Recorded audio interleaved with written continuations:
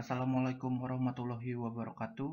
Saya Renali dan akan ada teman-teman saya, Dita dan Andi, yang akan mempresentasikan tentang Rule of Law atau negara hukum.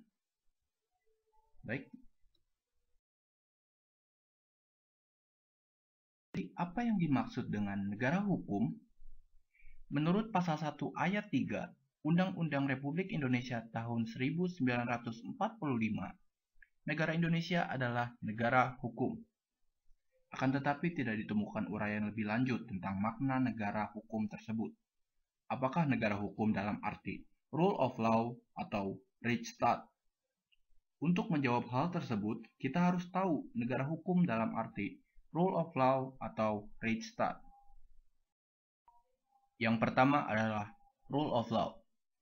Rule of law adalah suatu legalisme hukum yang mengandung suatu gagasan bahwa keadilan dapat dilayani dengan cara pembuatan sistem peraturan dan juga prosedur yang objektif, tidak memihak, juga tidak personal secara otonom.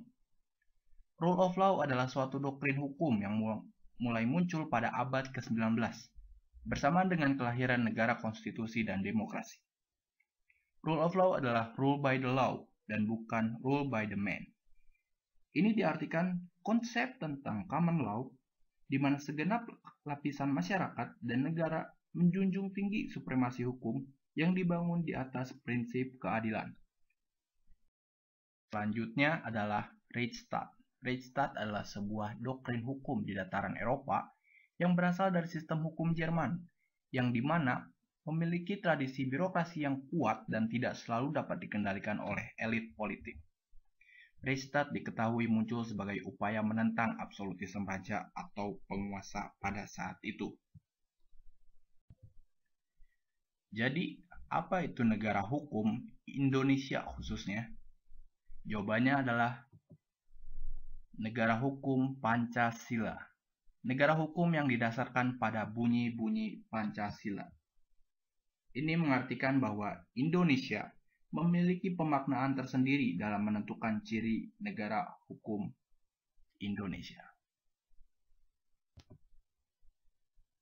Apa ciri-ciri negara hukum? Yang pertama adalah adanya perlindungan juga pengakuan terhadap hak asasi manusia. Pengakuan hak asasi manusia adalah merupakan suatu unsur utama dalam ciri-ciri negara hukum secara umum di Indonesia. Hal ini dikarenakan hak asasi manusia adalah hak yang paling dasar di mana pelanggaran terhadapnya harus bisa ditindak dengan tegas. Yang kedua adalah terdapat pembatasan tugas dan wewenang bagi para pejabat. Dalam negara hukum, pejabat yang notabene merupakan penguasa politik di Indonesia tetap memiliki batasan tugas dan wewenang. Pembatasan tugas dan wewenang tersebut pun jelas disebutkan dalam konstitusi, baik itu Undang-Undang 1945, Undang-Undang Republik Indonesia, Peraturan Presiden, maupun Peraturan Menteri. Selanjutnya adalah adanya pembagian kekuasaan, seperti yang telah disampaikan oleh negarawan terkenal dunia, yaitu John Locke. Ia memunculkan istilah trias politika, di mana kekuasaan negara dibagi menjadi kekuasaan legislatif, eksekutif, dan yudikatif. Yang terakhir, adanya supremasi hukum. Salah satu ciri-ciri negara hukum secara umum di Indonesia adalah adanya supremasi hukum. Supremasi hukum adalah di mana hukum bisa dijadikan patokan atau aturan dalam segala bidang. Meskipun begitu, kekuatan hukum tersebut tidak bisa digunakan dengan semena-mena. Seberapapun kekuatan hukum, hukum hanya bisa dijatuhkan kepada yang salah. Aturan dalam menjatuhkan hukum pun harus ditaati dengan benar. Terima kasih. Selamat sore Ibu dosen dan teman-teman sekalian. Perkenalkan, nama saya Dita Irwan, nomor absen 14, akan mempresentasikan materi 8, subbab C, teori keadilan. Teori keadilan adalah teori yang mengondisikan kebenaran ideal secara moral mengenai suatu hal baik menyangkut benda atau orang. Yang pertama ada teori keadilan menurut Aristoteles. Pandangan keadilan ini sebagai suatu pemberian hak persamaan, bukan persamarataan. Maksudnya adalah membedakan hak persamaan sesuai hak proporsional sehingga setiap orang di hadapan hukum itu sama.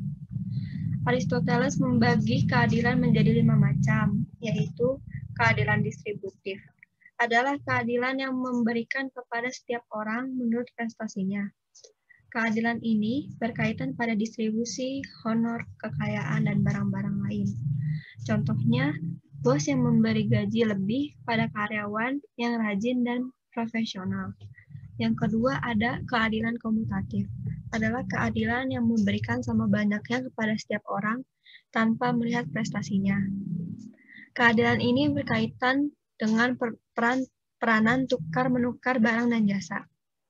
Contohnya adalah seorang ibu yang memberi hadiah kepada anaknya tanpa melihat apa yang telah anaknya lakukan kepada ibunya. Yang ketiga ada keadilan kodrat alam. Adalah keadilan yang memperlakukan seseorang sesuai dengan hukum alam. Contohnya, jika kita membantu orang lain, maka akan ada yang membantu kita nanti, atau bisa disebut sebagai timbal balik atau feedback. Yang keempat ada keadilan konvensional. Adalah keadilan yang terjadi saat seseorang telah mematuhi peraturan, khususnya peraturan perundang-undangan. Contohnya adalah warga negara yang wajib mematuhi peraturan perundang-undangan negara yang bersangkutan. Yang kelima ada keadilan perbaikan. Adalah keadilan yang terjadi di mana seseorang telah mencemarkan nama baik orang lain. Yang kedua ada teori keadilan menurut John Rawls. John Rawls dipandang sebagai perspektif liberal egalitarian of social justice, atau filsuf Amerika Serikat, atau filsuf politik terkemuka pada abad ke-20. John Rawls berpendapat bahwa keadilan adalah kebajikan utama dari hadirnya institusi-institusi sosial. Tapi kebajikan ini tidak dapat digugat dari orang lain yang telah memperoleh rasa keadilan. Pandangan Rawls memposisikan adanya situasi yang sama dan sederajat antara tiap-tiap individu di dalam masyarakat sebagai suatu posisi asasli dan selubung ketidaktahuan. Maksud dari posisi asasli adalah tidak ada pembedaan status, kedudukan, atau posisi. Dan posisi selubung ketidaktahuan adalah posisi di mana setiap orang dihadapkan pada tertutupnya seluruh fakta dan keadaan. Menurut John Rawls, ada dua prinsip, yaitu prinsip persamaan. Prinsip persamaan adalah setiap orang sama atas kebebasan yang bersifat universal, hakiki dan komputabel, dan ketidaksamaan atas kebutuhan sosial dan ekonomi. Prinsip ini dinyatakan sebagai prinsip kebebasan yang sama. Contohnya adalah kebebasan beragama, berpolitik, dan berpendapat. Yang kedua ada prinsip perbedaan. Prinsip ini menuntut diaturnya struktur dasar masyarakat untuk mendapatkan kesejahteraan, pendapatan, otoritas bagi keuntungan orang yang kurang beruntung. Prinsip ini menghipotesakan pada prinsip persamaan kesempatan. Yang ketiga ada teori keadilan menurut Hans Kelsen. Hans Kelsen berpandangan bahwa hukum sebagai tatanan sosial yang dapat dinyatakan adil apabila dapat mengatur perbuatan manusia dengan cara yang memuaskan, sehingga dapat menemukan kebahagiaan di dalamnya. Sebagai aliran positivisme, Hans Kelsen mengakui juga bahwa keadilan mutlak berasal dari alam. Maksudnya adalah lahir dari hakikat suatu benda atau manusia, dari penalaran manusia, atau dari kehendak Tuhan. Pemikiran ini lahirlah doktrin hukum alam yang beranggapan bahwa ada suatu keteraturan dalam hubungan-hubungan manusia. Pemikiran Hans Kelsen yang menganut aliran positivisme dan mengakui hukum alam memunculkan dua konsep. Yang pertama, keadilan dan perdamaian. Bersumber dari cita-cita irasional melalui pengetahuan yang berwujud suatu kepentingan yang akhirnya menimbulkan konflik kepentingan. Penyelesaian konflik dapat dicapai melalui suatu kompromi menuju suatu perdamaian. Yang kedua, ada keadilan dan legalitas. Maksudnya adalah suatu peraturan umum adalah adil jika benar-benar diterapkan dan tidak adil jika diterapkan pada suatu kasus dan tidak diterapkan pada kasus lain yang serupa. Konsep ini diterapkan dalam hukum Indonesia yang memaknai peraturan hukum nasional dapat dijadikan sebagai payung hukum bagi peraturan-peraturan hukum nasional lainnya. Sekian presentasi dari saya. Maaf apabila ada salah kata. Terima kasih. Assalamualaikum warahmatullahi wabarakatuh. Perkenalkan, nama saya Andi Pratama Putra. Di sini saya akan menjelaskan tentang penegakan hukum. Penegakan hukum adalah sistem yang di dalamnya terdapat anggota pemerintah yang bertindak secara terorganisir untuk menegakkan hukum dengan cara melakukan menghalangi, memulihkan, atau menghukum orang-orang yang melanggar undang-undang dan norma hukum yang mengatur masyarakat tempat anggota penegakan hukum tersebut berada. Selanjutnya, 3 unsur dalam penegakan hukum. 1. Kepastian hukum merupakan perlindungan justisiable terhadap tindakan semuanya. Dengan adanya kepastian hukum, masyarakat akan lebih tertib. Bagaimana hukumnya, itulah yang harusnya berlaku dalam peristiwa konkret. Kedua, dalam penegakan hukum harus memperhatikan keadilan, namun hukum tidak selalu identik dengan keadilan karena hukum bersifat umum dan mengikat semua orang. Ketiga, dalam penegakan hukum masyarakat mengharapkan kemanfaatan, jangan sampai karena penegakan hukum justru timbul keresahan di masyarakat. Selanjutnya, Mahkamah Agung Republik Indonesia, yaitu adalah lembaga tinggi negara dalam sistem ketatanegaraan Indonesia yang merupakan pemegang kekuasaan kehakiman bersama dengan Mahkamah Konstitusi dan bebas dan pengaruh cabang-cabang kekuasaan lainnya.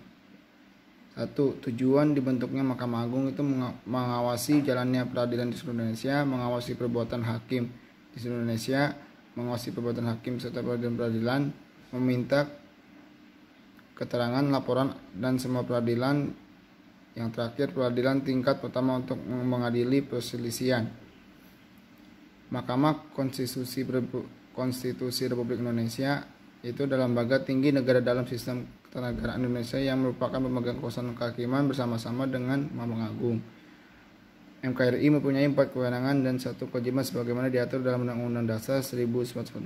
MKRI berwenang mengadili pada tingkat pertama dan terakhir yang putusannya bersifat final untuk menguji Undang-Undang Dasar terhadap Undang-Undang Dasar Negara Republik Indonesia tahun 1945.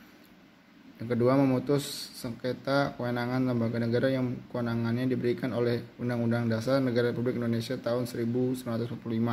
Yang ketiga, memutus pembubaran partai politik, dan keempat, memutus perselisihan tentang hasil pemilihan umum. Yang kelima, Mahkamah Konstitusi wajib memberikan putusan atau pendapat DPR bahwa Presiden dan Wakil Presiden diduga melakukan pelanggaran. Kejaksaan Republik Indonesia adalah lembaga pemerintahan yang melaksanakan kekuasaan negara secara merdeka, terutama pelaksanaan tugas dan kewenangan di bidang peruntuhan dan pelaksanaan tugas dan kewenangan di bidang penyidikan dan penuntutan, periksa perkara tindak pidana korupsi dan pelanggaran HAM berat serta kewenangan lain berdasarkan undang-undang. Selanjutnya, tugas dan fungsi kejaksaan. Tugas melaksanakan tugas wewenang serta fungsi kejaksaan di daerah hukum kejaksaan tinggi yang bersangkutan sesuai dengan peraturan undangan dan kejaksaan yang ditetapkan oleh jaksa serta tugas-tugas lain yang ditetapkan oleh jaksa agung. Fungsinya itu perumusan kebijaksanaan pelaksanaan dan kebijaksanaan teknis, pemberian bimbingan dan pembinaan serta pemberian perizinan sesuai dengan bidang tugasnya berdasarkan peraturan perundang-undangan dan kebijaksanaan ditetapkan oleh jaksa agung. Yang kedua, penyelenggaraan dan pelaksanaan pembangunan prasarana dan sarana, pembinaan manajemen, administrasi, organisasi dan tata laksanaan serta pengelolaan atas milik negara menjadi tanggung jawabnya. Yang ketiga, pelaksanaan penegakan hukum baik preventif maupun yang berhentikan keadilan di bidang pidana. Polri, Kepolisian Negara Republik Indonesia, itu adalah kepolisian nasional Indonesia yang bertanggung jawab langsung di bawah Presiden. Polri mempunyai motto Rastra Sawakotama yang artinya abdi utama bagi utama Indonesia, bagi nusa bangsa. Tugas pokok Kepolisian Negara Republik Indonesia adalah 1. Memelihara keamanan dan ketertiban masyarakat, 2. Menegakkan hukum, yang ketiga memberikan perlindungan, pengayoman dan pelayanan kepada masyarakat. KPK, Komisi Pemberantasan Korupsi Republik Indonesia, adalah lembaga negara yang dibentuk dengan tujuan meningkatnya daya guna dan hasil guna terhadap upaya pemberantasan tindak pidana korupsi. KPK bersifat independen dan bebas dari pengaruh kekuasaan manapun dalam melaksanakan tugas dan wewenangnya. Tugas KPK yaitu 1. Koordinasi dengan instansi yang berwenang melakukan pemberantasan tindak pidana korupsi. 2. Supervisi terhadap instansi yang berwenang melakukan pemberantasan tindak pidana korupsi. Yang ketiga, melakukan penyelidikan dan penuntutan terhadap tindak pidana korupsi. Keempat, melakukan tindakan pencegahan tindak pidana korupsi. Dan yang kelima, melakukan monitor terhadap penyelenggara negara. Apakah ada pertanyaan? Sebelum saya tutup, kalau tidak ada pertanyaan, sekian dari saya. Kurang lebihnya mohon maaf. Wassalamualaikum warahmatullahi wabarakatuh. Terima kasih.